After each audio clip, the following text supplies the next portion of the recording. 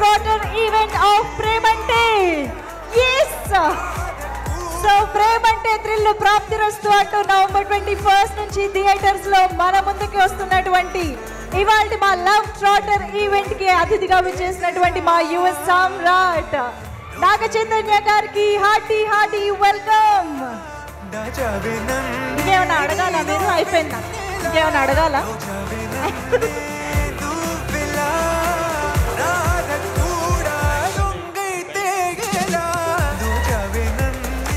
కమాన్ everybody, ఒక్కసారి గట్టిగా చప్పట్లతో నాగ చైతన్య గారికి వెల్కమ్ చెప్పేద్దామా?